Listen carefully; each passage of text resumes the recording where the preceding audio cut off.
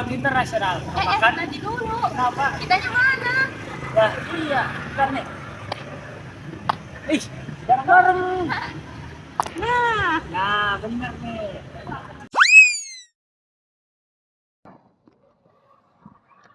Nah, udah bener nih, Mak. Nah iya ya.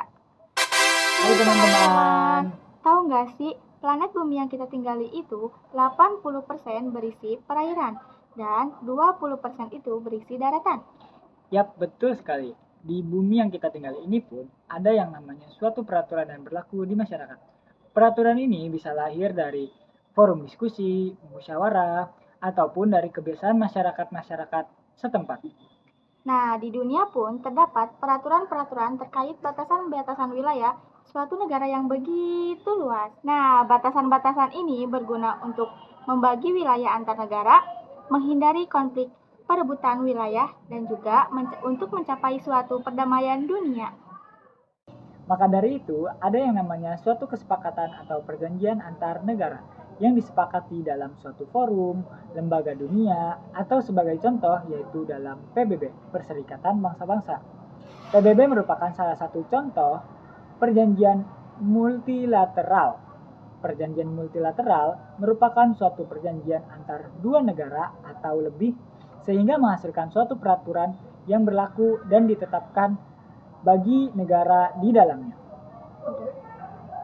Seperti yang dijelaskan di awal bahwa di bumi tercinta kita ini ada yang namanya batasan wilayahnya guna memisahkan negara satu dengan negara lainnya di perairan ataupun di daratan juga memiliki batasan wilayahnya sendiri. Maka dari itu kami dari kelompok 6, saya Imarabiatu Adiati dan saya Rizky Haikal Irsamuana akan menjelaskan terkait batas wilayah laut dunia atau yang berjudul Hukum Laut Internasional yang sering disebut dengan UNCLOS.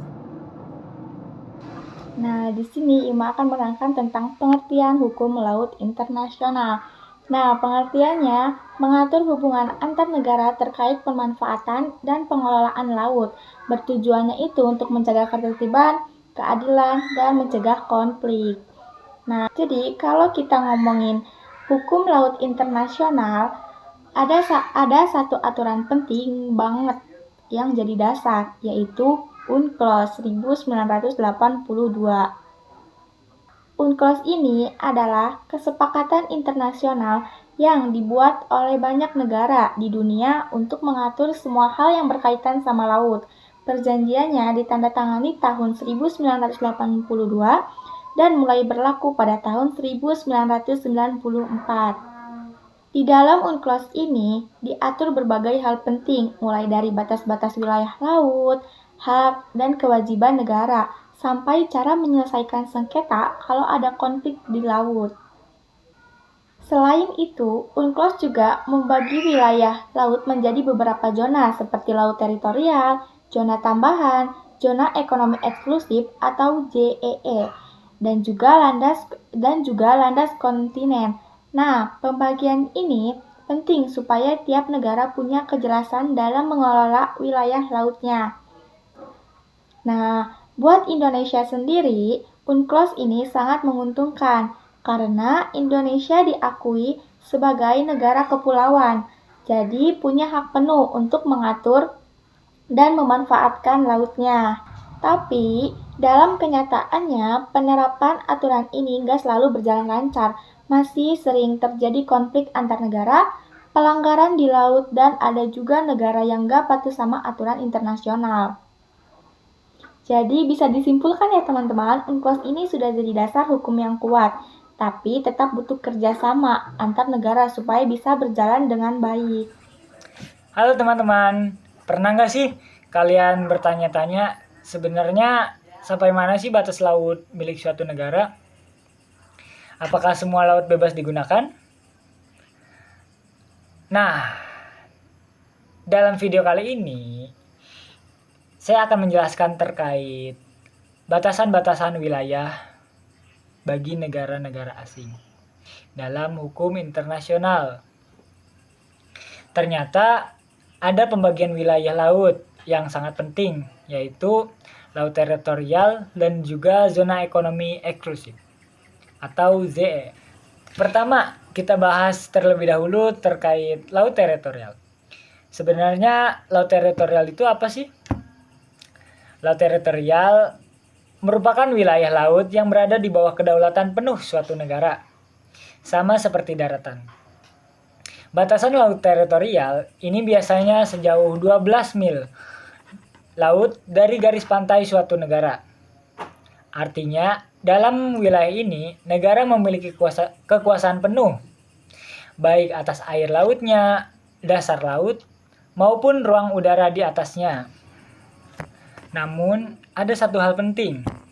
Kapal dari negara lain tidak boleh melintas di laut teritorial selama mereka melakukan apa yang disebut lintas damai atau dalam bahasa Inggrisnya yaitu innocent passage.